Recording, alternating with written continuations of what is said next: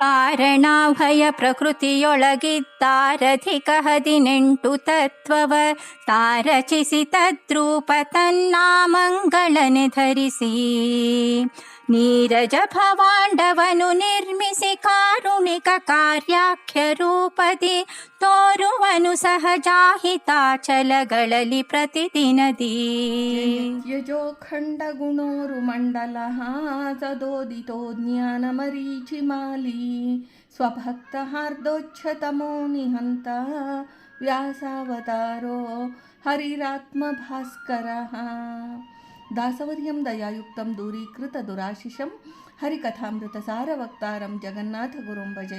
ಶ್ರೀ ಹರಿಕಥಾಮೃತಸಾರ ಪಿತೃಗಣ ಸಂಧಿ ಪದ್ಯ 20.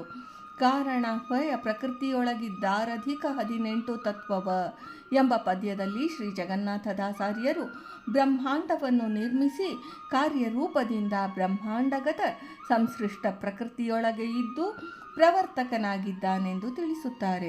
ಶ್ರೀ ಪರಮಾತ್ಮನ ಕಾರ್ಯ ಕಾರಣ ರೂಪಗಳ ವಿವರಣೆಯನ್ನು ತಿಳಿಸುತ್ತಾರೆ. ಜಗತ್ತಿನಲ್ಲಿ ನಡೆಯುತ್ತಿರುವ ಪ್ರತಿ ವ್ಯಾಪಾರಕ್ಕೂ 3 ಪ್ರಧಾನ ಅಂಶಗಳಿವೆ: ಕಾರಣ, ಕಾರ್ಯ, ಫಲ.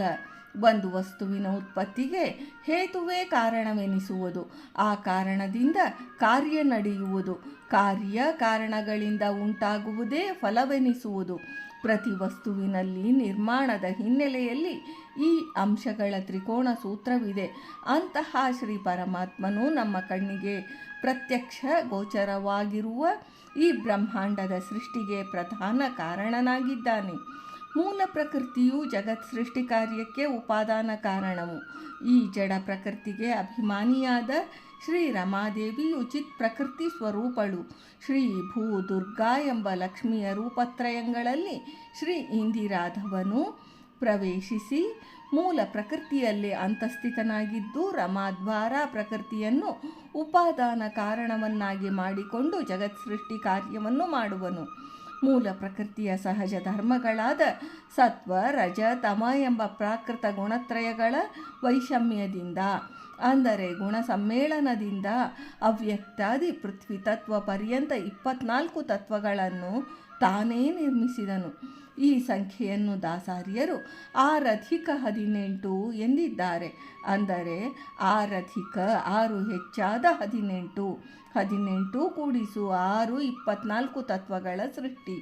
ಶಾಂತಿಪತಿಯಾದ ಅನಿರುದ್ಧ ನಾಮಕ ಶ್ರೀ ಪರಮಾತ್ಮನು ಸೂಕ್ಷ್ಮ ಸೃಷ್ಟಿಗೆ ಕಾರಣನು. ಅನಿರುದ್ಧನು ಶಾಂತಿ ದೇವಿಯರಿಂದ ಅಭಿಮನ್ಯಮಾನವಾದ ಸ್ಥೂಲ ಸೃಷ್ಟಿಗೆ ಕಾರಣವಾದ ಅನ್ಯವಾದ ಮೂಲ ಜಡ ಪ್ರಕೃತಿಯನ್ನು ತೆಗೆದುಕೊಂಡು ತದ್ವಾರ 24 ತತ್ವಗಳುಳ್ಳ ಬ್ರಹ್ಮಾಂಡಕ್ಕೆ ಆವರಣತ್ವೇನ ಸೃಷ್ಟಿ ಮಾಡಿದನು. ಆಯಾಯ ತತ್ವಗಳ ರೂಪಗಳಲ್ಲಿ ಆಯಾಯ ತತ್ವಗಳ ಹೆಸರಿನಿಂದಲೇ ವಿದ್ಯಮಾನನಾಗಿ ಆ ತತ್ವಗಳಲ್ಲಿ ಪ್ರವೇಶಿಸಿ ಕೇಶವಾದಿ ಕೃಷ್ಣ ಪರ್ಯಂತ 24 ರೂಪ ನಾಮಧರನಾಗಿದ್ದಾನೆ.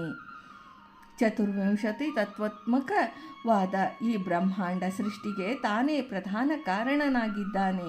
ಅಸೃಜ್ಯ ರಾಶಿಯಲ್ಲಿದ್ದ ಜೀವರನ್ನು ಸೃಷ್ಟಿಗೆ ತಂದು ಕರ್ಮ ಫಲಭೋಗವನ್ನಿತ್ತು ಅಂತ್ಯದಲ್ಲಿ ಲಿಂಗದೇಹವನ್ನು ಭಂಗಗೈಸಿ ಸಜ್ಜೀವರಿಗೆ ಸ್ವಸ್ವರೂಪಾನಂದಾವಿರ್ಭಾವ ರೂಪವಾದ ನಿತ್ಯಾನಂದವನ್ನು ಅನುಗ್ರಹಿಸುವುದರಿಂದಲೇ ಶ್ರೀ ಪರಮಾತ್ಮನು ಕರುಣಾಳುವು.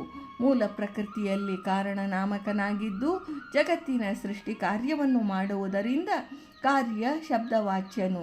ಶ್ರೀಹರಿಯ ನಿತ್ಯ ಸನ್ನಿಧಾನೋಪೇತವಾದ ಸಾಲಿಗ್ರಾಮ, ಭಗವತ್ ಸನ್ನಿಧಾನ ವಿಶಿಷ್ಟವಾದ ಗಂಗಾದಿ ಪವಿತ್ರ ತೀರ್ಥಗಳು ಇತ್ಯಾದಿ ಅಧಿಷ್ಠಾನಗಳಿಗೆ ಸಹಜ ಎಂದು ಹೆಸರು. ಇವು ಪ್ರಕೃತಿಯಲ್ಲಿ ಸ್ವಾಭಾವಿಕ ರೂಪದಲ್ಲಿರುವ ವಸ್ತು ವಿಶೇಷಗಳು. ಕರಚರಣಾದಿಗಳು ಅವಯವಗಳಿಂದ ಕೂಡಿ ಶಿಲ್ಪಿಗಳಿಂದ ನಿರ್ಮಿತವಾದ ಪ್ರತಿಮಾದಿಗಳು ಅಹಿತವೆಂದೆನಿಸುವವು. ಇವುಗಳಲ್ಲಿ ದಶವಿಧ ಪ್ರತಿಮೆಗಳಿವೆ. ಇಂತಹ ಪ್ರತಿಮೆಗಳಲ್ಲಿ ಬಿಂಬಾವಾಹನೆಗೈದು ಪೂಜಿಸಬೇಕು. ಆಗ ಪ್ರತಿಮೆಗಳು ಭಗವದ್ವಿಭೂತಿ ರೂಪಗಳಾದ ಅಧಿಷ್ಠಾನಗಳೆನಿಸುವವು. ಈ ಉಭಯಗಳಿಗೆ ಅನ್ಯವಾದ ಸನ್ನಿಧಾನ ವಿಶೇಷಗಳು ಅಚಲವೆನಿಸುವವು. ಈ 3 ವಿಧವಾದ ಅಧಿಷ್ಠಾನಗಳಲ್ಲಿ ಅನಿರುದ್ಧ ದೇವನು ಕಾರ್ಯಾಖ್ಯ ರೂಪದಿಂದ ವಿದ್ಯಮಾನನಾಗಿದ್ದಾನೆ ಎಂದು ಶ್ರೀ ಜಗನ್ನಾಥದಾಸಾರ್ಯರು ಈ ಪದ್ಯದಲ್ಲಿ ಹೇಳಿದ್ದಾರೆ. ಭಾರತೀ ರಮಣ ಮುಖ್ಯ ಪ್ರಾಣಾಂತರ್ಗತ ವೃಂದಾವನ ವಿಹಾರಿ. ಶ್ರೀ ಕೃಷ್ಣಾರ್ಪಣಮಸ್ತು.